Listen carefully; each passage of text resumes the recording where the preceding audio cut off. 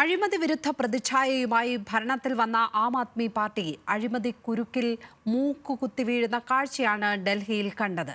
അഴിമതിയുടെ പേരിൽ ജയിലിൽ പോയ കെജ്രിവാൾ, സിസോദിയ, സോംനാഥ് ഭാരതി എന്നിവരെ വോട്ടർമാർ തോൽപ്പിച്ചു. ഇതോടെ മുഖം നഷ്ടമായ പാർട്ടിയായി ആപ്പ് മാറി. സൗജന്യങ്ങൾ കൊണ്ട് മൂടുന്ന അരവിന്ദ് കെജ്രിവാൾ സർക്കാരിനോടുള്ള കടപ്പാട് ഇത്തവണ ജനങ്ങൾ മറന്നതിന് തെളിവാണ് ആപ്പിന്റെ കനത്ത തോൽവി.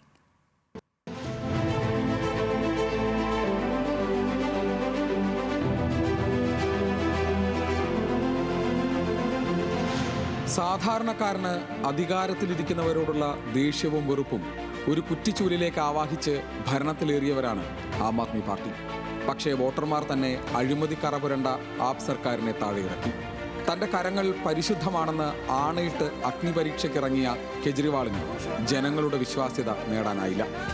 ആം ആദ്മി പാർട്ടി സർക്കാർ എടുത്ത നയപരമായ ഒരു തീരുമാനത്തിലെ പാളിച്ച അഴിമതി കേസായി മാറുകയായിരുന്നു.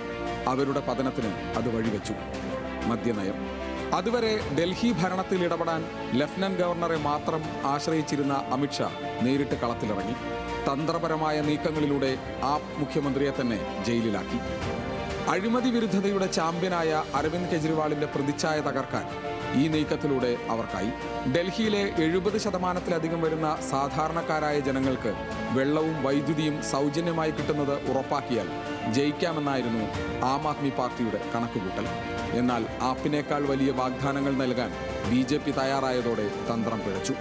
ആപ്പിന്റെ വോട്ട് ബാങ്കായിരുന്ന ദളിത് മുസ്ലിം വിഭാഗങ്ങളും പൂർവാഞ്ചൽ മേഖലയിലെ സാധാരണക്കാരും ഇത്തവണ BJPക്കും വോട്ടുകുത്തി.